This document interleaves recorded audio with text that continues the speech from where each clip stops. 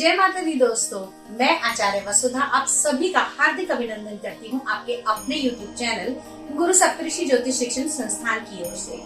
समय समय पर कभी आपके लिए राशिफल लेकर आती हूँ, कभी आपके लिए व्रत पर्व त्योहार लाती हूँ और कभी लाती हूँ कुछ जादुई उपाय। आज भी लेकर आई हूँ आपके लिए एक विशेष पर्व। जी हाँ, श्रावण मास शुक्ल पक्ष में पड़ने वाली एकादशी, जिसे कोई पवित्र एकादशी कहता है, कोई पवित्रोपन्नो एकादशी कहता है और कोई इसे पुत्रदा एकादशी भी कहता है। इस बार ये एकादशी 8 अगस्त 2022 को है। जो मुहूर्त रहेगा वो 7 अगस्त प्रातः 11:50 से एकादशी का आरंभ होगा और समाप्ति होगी 8 अगस्त रात्रि 9 बजे। तो जो व्रत रखा जाएगा वो 8 अगस्त का रखा जाएगा, क्योंकि सूर्य उदय की तिथि में यानी कि 8 अगस्त को सूर्य उदय जो होगा वो एकादशी की तिथि में होगा। अब इसके बाद महत्वपूर्ण है एकादशी की पारण का समय भी, क्योंकि एकादशी ऐसा व्रत होता है जो एक दिन पहले से शुरू होता है और एक दिन बाद खत्म होता है। एकादशी के पारण का जो समय रहेगा वो 9 अगस्त प्रातः 6:07 से लेकर 8:42 तक का रहेगा। ये तो है विशेष मुहूर्त और तिथि। अब आइए जानते हैं कि ये क्यों मनाई जाती है और क्यों इसको पुत्रदा एकादशी का नाम दिया गया। वैसे सभी एकादशियां अपने आप में बड़ा ही महत्व रखती हैं। साल की 24 से 24 एकादशियां यानी कि हर माह शुक्ल पक्ष और कृष्ण पक्ष दोनों में पड़ने वाली एकादशियां हमें अनेक पापों से मुक्ति दिलाती हैं। अब जानते हैं कि इस पवित्रोपन्ना एकादशी की क्या कथा है। एक बार युधिष्ठिर जी ने भगवान श्री कृष्ण से पूछा कि प्रभु, श्रावण मास में आने वाली शुक्ल पक्ष में आने वाली एकादशी की क्या कथा है, इस दिन क्या विधान है, कैसे इसे करना चाहिए और किस किसने इस व्रत को किया। तब भगवान ने युधिष्ठिर के पूछने पर बड़े ही प्रेम से जवाब दिया, युधिष्ठिर सुनो, साल की सभी एकादशियां श्री कृष्ण यानी कि मैं श्री हरि विष्णु को अति प्रिय है। अब बताता हूँ तुम्हें इस एकादशी का महत्व। कहते हैं महिष्मतीपुर का एक राज्य था। वहाँ का राजा था बलजीत। बहुत ही संपन्न राजा था। अपनी प्रजा को अति प्रेम करता था। प्रजा को नाना प्रकार की वस्तुएं देता, उनको ध्यान रखता, बच्चों का पालन पोषण करता, महिलाओं का ध्यान रखता। यदि देखा जाए तो उस राजा ने अपनी प्रजा को अपनी संतान की भांति रखा हुआ था। लेकिन बेचारा राजा, उसके स्वयं कोई संतान नहीं थी, जिसके कारण वो बहुत ही दुखी रहता था। इस कारण राजा दुखी है तो सारी प्रजा भी दुखी रहती थी कि हमारे राजा का कोई राज्य संभालने वाला तो अवश्य होना चाहिए। एक दिन व्याकुल होकर राजा रोता हुआ भगवान के शरणागत हो गया और बोला, प्रभु, जितना मैं जानता हूँ मैंने इस जन्म में कोई पाप नहीं किया, जिसकी वजह से मुझे निसंतान होने का आप फल दे रहे हैं। यदि मेरा कोई पाप है तो मुझे अवगत कराइए, ताकि मैं उस पाप से निकलने के लिए, उसके परिणाम से निकलने के लिए कुछ उपाय कर सकूं।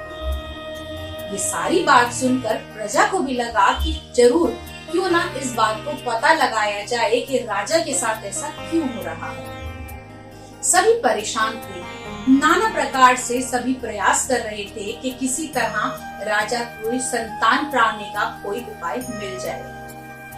एक दिन सभी व्याकुल थे। एक दिन राजा के राज्य में राजा को मिले लोमेश ऋषि। लोमेश ऋषि ने कहा कि राजा, तुम ये कहते हो कि तुमने कोई पाप नहीं किया, ये बिल्कुल सत्य है, लेकिन जो तुम परिणाम भोग रहे हो वो तुम्हें इस जन्म का नहीं बल्कि तुम्हारे पूर्व जन्म के कर्म का फल मिल रहा है।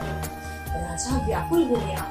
राजा ने ऋषि से पूछा कि प्रभु, अगर आप इतना जानते हैं तो आप ये भी जानते होंगे कि मैंने क्या किया और किस प्रकार मैं इससे पाप मुक्त हो सकता हूँ।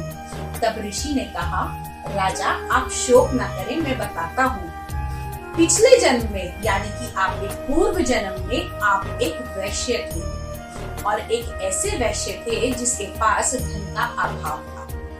धन के अभाव के कारण आपका जो व्यवहार था वो थोड़ा लोभी था, थोड़ा क्रूर था। और आज आप जितने कृपालु और दयालु हैं, आप अपने पूर्व जन्म में ऐसे बिल्कुल नहीं थे। आप अलग अलग राजाओं के यहाँ जाते, अलग अलग गांवों में जाते, अलग अलग नगरों में जाते और व्यापार करते। वहीं पर एक दिन आप एक नगर में व्यापार के लिए गए। अति गर्मी होने के कारण उस समय वहां पर आप प्यास से व्याकुल थे।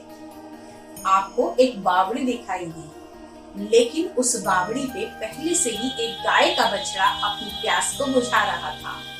आपने बड़े ही क्रोध के भाव में जाकर उस बछड़े को वहां से हटाया और अपनी क्षुधा शांत की। ये सारी प्रक्रिया उस बछड़े की माँ देख रही थी, जिसके कारण उसका हृदय अति दुखित हुआ और उसने आपको जिस नजर से देखा, जिस शक्ति से देखा कि आपने उसके बच्चे की प्यास को नहीं बुझने दिया, उस माँ की हाय आपको लगी, उस माँ की आह आपको लगी, जिसके कारण आज आप निसंतान हो। राजा सारी कथा सुनकर व्याकुल हो रोने लगा कि प्रभु, ये मेरे पूर्व जन्म का फल है, क्या मैं इससे मुक्ति नहीं पा सकता? क्या कोई तो ऐसा उपाय होगा जिससे मुझे इस पाप से मुक्ति मिलेगी? तब ऋषि ने कहा कि राजा, आप व्याकुल ना हो, भगवान तो बड़े ही कृपालु हैं।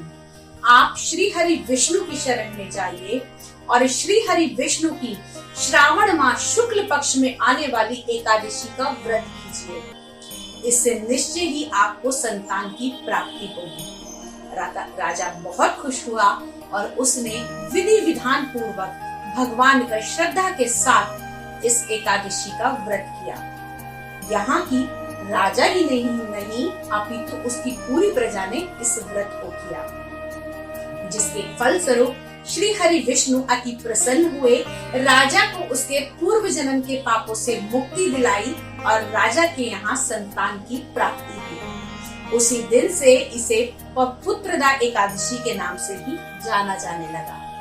तो दोस्तों, अगर आप भी संतान की प्राप्ति चाहते हैं या फिर अपनी संतान का अच्छा भविष्य पाना चाहते हैं, तो आप भी पुत्रदा एकादशी कर इसके फल भोग सकते हैं। अब इसके फलों को तो सभी प्राप्त करेंगे, लेकिन अब बात करती हूँ ज्योतिषी। जी हाँ, ज्योतिषी के अनुसार अगर आप संतान पाना चाहते हैं तो इस दिन एक बाजोट पर पीले रंग का वस्त्र बिछाकर चौकी बनाइए और उसके ऊपर माखन चोर, जिन्हें लड्डू गोपाल के नाम से जाना जाता है, उन्हें स्थापित कीजिए। उस समय आपके हृदय से जो इच्छा निकलनी चाहिए, आपने ये सोचना है कि ये मेरा बालक है जो किसी न किसी कारण मुझसे रूठ गया है और मुझे इसे मनाकर अपने घर वापस लेकर आना है। आप उसकी मान मनोती कीजिए, उसको अच्छे अच्छे मिष्टान दीजिए, उसको बड़े सारे खिलौने दीजिए। जिस भी प्रकार से एक माँ या एक पिता अपने बच्चे को मनाते हैं, ऐसा मनाते हुए कामना कीजिए कि हे श्री हरि विष्णु, आप अपने इस माखन चोर के रूप में हमारे घर में आकर स्थापित हों और अगली श्रावण मास की एकादशी तक मेरे घर में संतान की किलकारियां गूंजे। करके देखिए, श्री हरि विष्णु की कृपा अवश्य होगी और आपके घर में भी संतान अवश्य आएगी। आप जो व्रत नहीं कर सकते, क्योंकि कई बार ऐसा होता है शारीरिक कमजोरी या फिर शारीरिक किसी बीमारी के कारण अगर आप व्रत को नहीं कर सकते, तब भी आप विधिवत भगवान की पूजा कीजिए। लेकिन आपके लिए जो निषेध रहेगा, बैंगन खाना, चावल खाना और साथ ही साथ लाल मसूर की दाल का त्याग एक दिन पहले और एक दिन बाद तक किया जाता है। इस दिन आप सबसे बड़ी बात, किसी और के घर का कुछ भी ना खाएं, क्योंकि एकादशी में किसी दूसरे के यहाँ का भोजन नहीं किया जाता। दोस्तों, ये तो थी एकादशी की कथा, उपाय, एकादशी का मुहूर्त और किस प्रकार से इसे किया जाना चाहिए। अगर आपको अच्छी लगे तो आगे फॉरवर्ड कीजिए, लाइक कीजिए, कमेंट कीजिए और साथ ही साथ मुझे बताना ना भूलिए कि आप अगले किस विषय पर हमसे वीडियो पाना चाहते हैं। अगले वीडियो में आपसे फिर मिलूंगी। आपकी कुंडली का विश्लेषण कर सकती हूँ, आपके घर का टैरो कार्ड, वास्तु शास्त्र इत्यादि कर सकती हूँ। यदि सहायता चाहते हैं तो स्क्रीन पर दिए हुए नंबर पे फोन करके हमसे अपॉइंटमेंट फिक्स कर सकते हैं। अगले वीडियो में फिर मिलूंगी, तब तक के लिए जय माता दी।